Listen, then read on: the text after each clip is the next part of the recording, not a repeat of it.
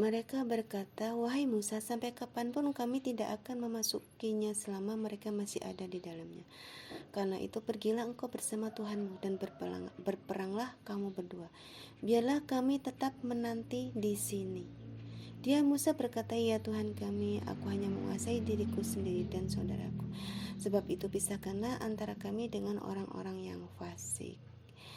Kemudian Allah berfirman, "Jika demikian maka negeri itu terlarang buat mereka selama 40 tahun. Selama itu mereka akan mengembara kebingungan di bumi, maka janganlah engkau Musa bersedih hati memikirkan nasib orang-orang fasik itu."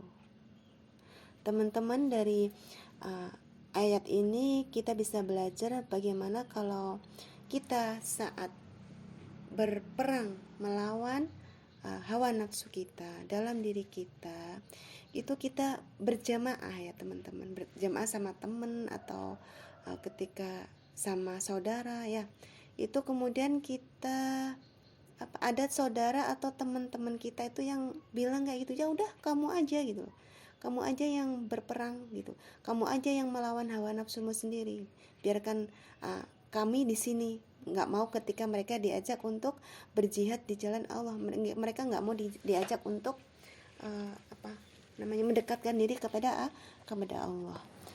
Kemudian mereka mengatakan seperti itu tentu akan menyakiti kita ya teman-teman. Kita akan rasa nggak enak ya, rasa gimana, ini temen ya, ini saudara diajak ke jalan yang benar kok seperti itu gitu ya. Pernah nggak teman-teman mengalami hal kayak gitu, mengajak seorang dalam kebaikan, kemudian teman kita itu bilang kayak gitu, "Ya udah kamu aja sendiri sana," gitu ya.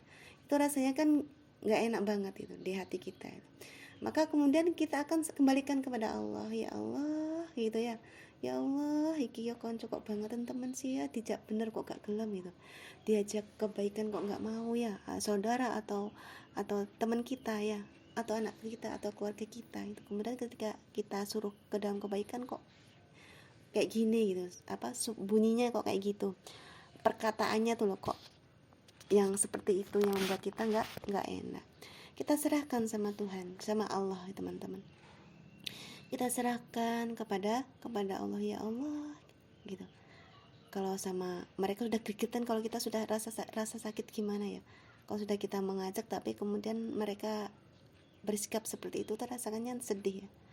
Ya udah, kita serahkan aja kepada Allah, "Ya Tuhanku, aku hanya menguasai diriku sendiri dan saudaraku, sebab itu pisahkanlah kami dengan orang-orang yang fasik." Karena mereka itu yang berucap seperti itu tuh, mereka orang-orang yang fasik ya teman-teman.